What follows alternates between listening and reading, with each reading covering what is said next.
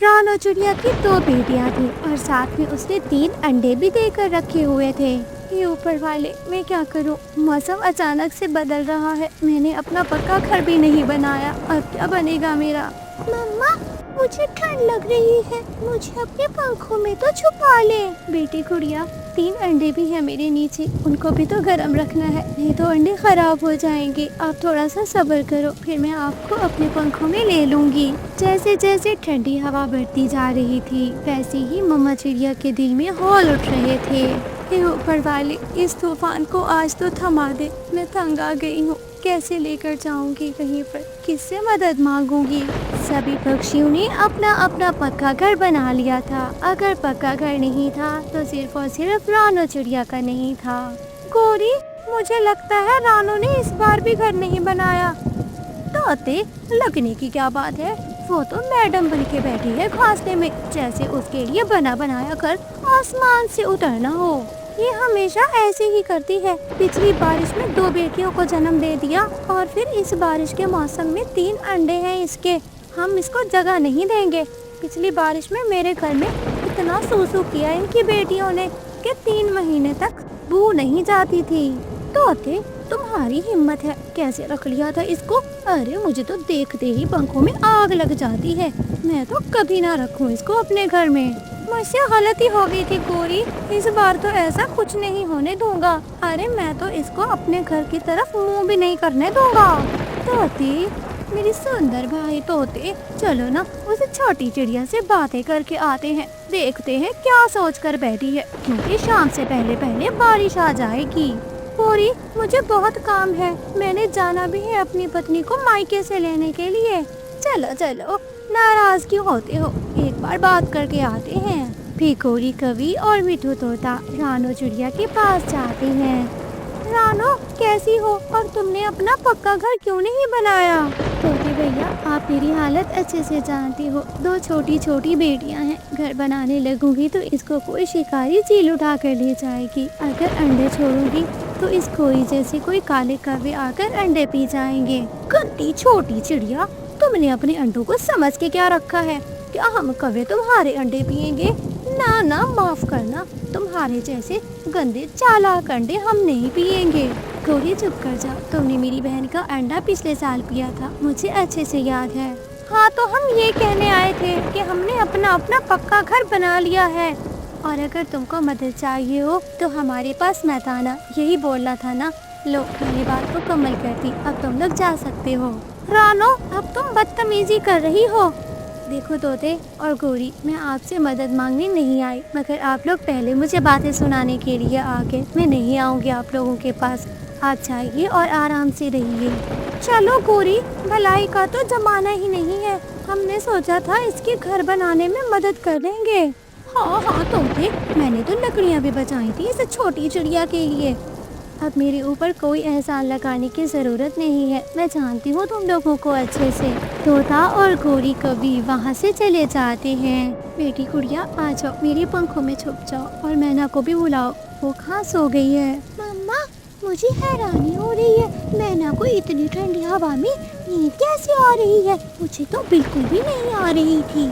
बेटी गुड़िया, मैना अभी बहुत छोटी है, उसको सर्दी गर्मी का इतना पता नहीं चलता।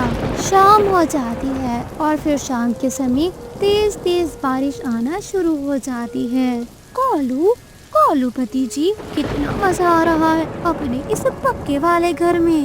हाँ हाँ गोरी, शुक्र है बना लिया था, वरना इस तेज बारिश में किसी पेड़ की डाली तले बैठे होते।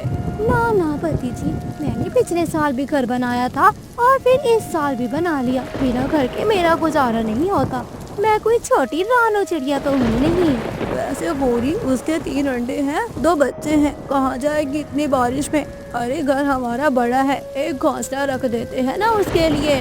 कालू, तुम जरा अपना घोंसला देना, यही खिड़की से बाहर फेंक देती हूँ, ज्यादा तुझे उसकी फिक्र हो रही है। अरे मैं तो मजाक कर रहा था, मैं देख रहा था कि तुम उसके लिए हमदर्द बनती हो या फिर नहीं। कालू, मेरा मन कर रहा है जाकर उस छोटी चिड़िया को भीगता हुआ देखकर आती हूँ। मन तो मेरा भी कर रहा है, चलो चलो हम एक साथ चलते हैं। गोरी और कालू एक पेड़ के पीछे छुपकर रानो चिड़िया को देख रहे थे।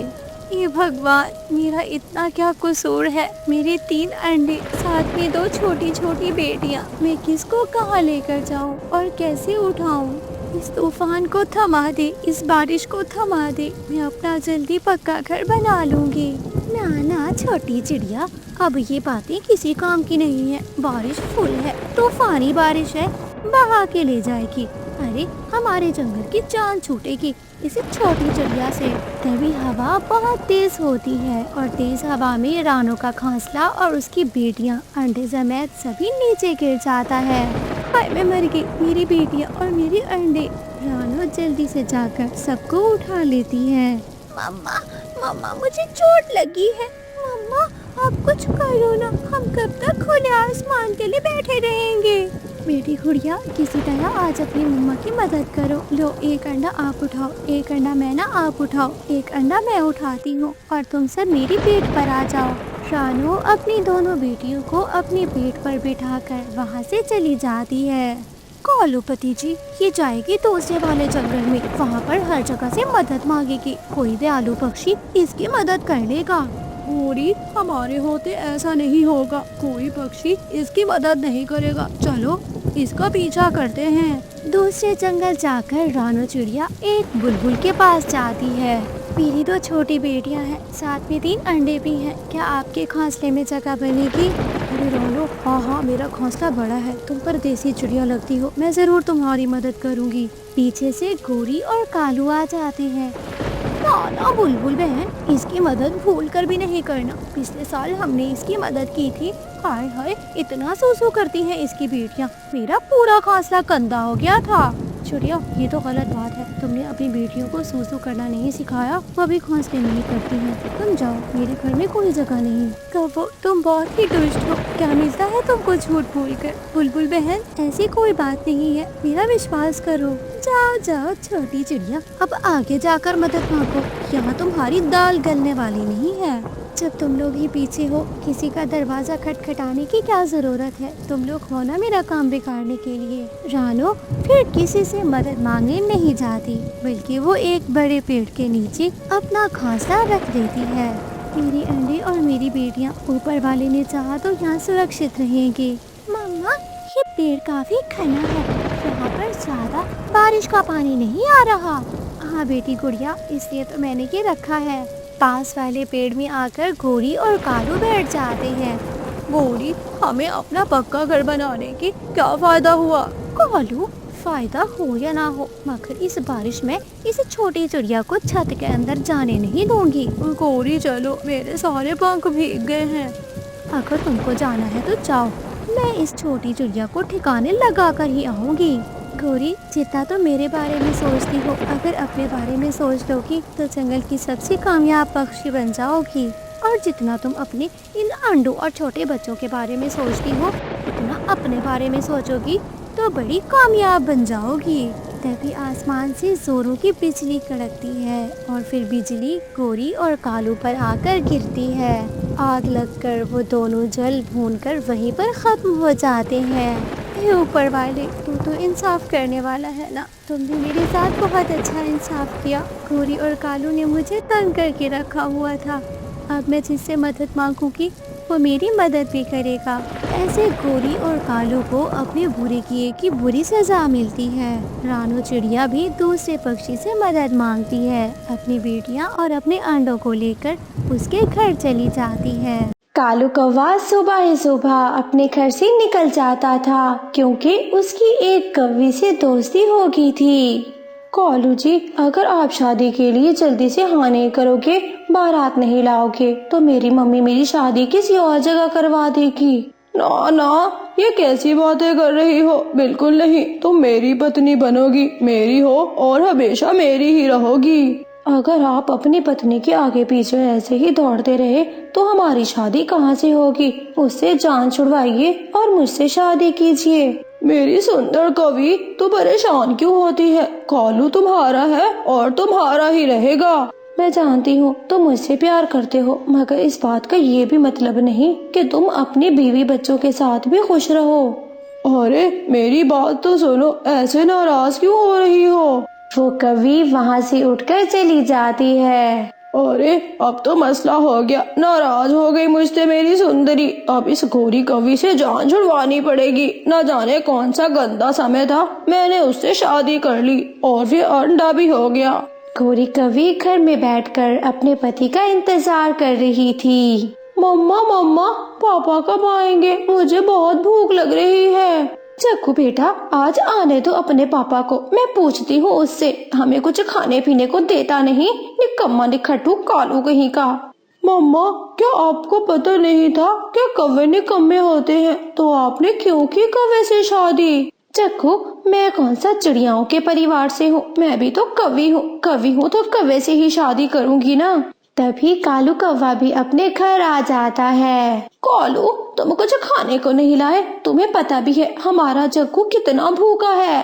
क्यों, मैं लाऊंगा दाना क्या? मेरी जिम्मेदारी है, तू घर में बैठी रहेगी, दुल्हन थोड़ी ना है। उठ, अपने काम खुद किया कर। कालू, तुम्हें इस बात का अच्छे से अंदाजा है कि हर पति अपनी पत्नी और बच्चों के लिए दाना लेकर आता है। तुम कोई एहसान नहीं लगाते हम पर। जाओ, हमें कुछ खाने को ला दो।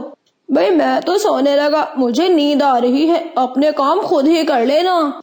ऐसा बोलकर कालू कौवा अपने घोंसले में लेट जाता है। मम्मा मम्मा, मुझे भूख लगी है, मम्मा खाने को दो ना, घर घूमता हुआ नजर आ रहा है। जग्गू बेटा, मैं कर ही क्या सकती हूँ, तुम्हारे पापा तुम्हारा ख्याल नहीं रखते। उसको देखो तो सही, कैसे अकड़ के सो रहा है। गोरी कवि अपने घर से निकलती है और वो सीधा रानो चिड़िया के घर जाती है। रानो बहन, तुझे पता तो है उस कालू निकम्मे निखट्टू का कुछ खाने को नहीं लाता। अगर तुम्हारे पास कुछ है तो मुझे दे दो, मेरा जग्गू बहुत भूखा है। गौरी बहन, ये तो बहुत गलत बात है। कवि को काम करना चाहिए, परिवार है उसका। ऐसे निकम्मा रहेगा तो कैसे घर चलेगा। चिड़िया, वो काम जो नहीं करता तो मैं क्या करूं? मैं कह कह के भी थक जाती हूँ। मेरा जग्गू बहुत भूखा है, जल्दी से कुछ खाने को दो, नहीं तो मैं जाऊं यहाँ से। गौरी बहन देखिए, मेरे पास एक ही मीठा फल है, वो आप ले जाइए। मैं कुक्कू और गुड़िया के लिए दाना ढूंढ लेती हूँ। चिड़िया, तुम्हारा बहुत बहुत धन्यवाद। जब भी करती हो तुम मेरी मदद करती हो। उस कालू कौवे ने तो मुझे भिखारन बना के रख दिया। वो फल गोरी जाकर अपने बेटे जग्गू को दे देती है। जग्गू बेटा, ये लो मीठा फल खा लो, तुम्हारी चिड़िया आंटी ने दिया है तुमको। मम्मा, हम कब तक भीख मांग कर खाएंगे? ऐसा करो, कल से खुद ही दाना लेने जाना। जग्गू, अगर आपको मैंने घर में अकेला छोड़ दिया, तुम्हें कोई ना कोई खा जाएगा। तुम्हारे लिए बैठी रहती हूँ घर में। ऐसे ही कुछ दिन और बीत गए। कालू कौवा खाली हाथ घर वापस आता था। अगर आज भी खाली हाथ जाऊंगा, अरे गोरी तो मार डालेगी मुझे। ऐसा करता हूँ कि मैं गोरी को ही मरवा देता हूँ। ये बोलकर कालू कौवा एक सांप के पास जाता है। नाग जी, मेरे करीब नहीं आना, मुझे डर लगता है, मेरी बात सुनो। बोलो बोलो, क्या मदद कर सकता हूँ मैं तुम्हारी? अरे वो है ना मेरी पत्नी गोरी, उसी को तुम खा जाओ, वो मुझे तंग करती रहती है। वो तंग करती है या फिर उसको तुम तंग करते हो? नहीं नहीं, मैं क्यों उसको तंग करूँगा, मुझे तो वो ही तंग करती है। मेरी उससे जान छुड़वा दो। ठीक है, नाग बाबा तुम्हारी बात जरूर मानेगा, तुम्हारी पत्नी को भी देखेगा और तुम्हें भी। जिसका कसूर हुआ उसी को मारेगा। क्या तुमको मंजूर है? हाँ हाँ, क्यों नहीं, जब कसूर भी उसका है तो फिर मुझे को ही मार पड़ेगी ना। जाइए जाइए, देख लीजिए। कालू कौवा अपनी उस गर्लफ्रेंड के पास दोबारा चला जाता है। वो भोला नाग गोरी के घर आता है। तुम अपने पति से लड़ती हो क्या? नाग जी, मैं क्यों लड़ूंगी अपने पति से? वो है ना मेरा पति, ना मुझे दाना ला कर देता है और ना ही भोजन। देखो, मेरा छोटा सा बच्चा है, सारा सारा दिन भूखा फिरता रहता है। अपने बच्चे को कहो कि मुझे सारी बात बताए।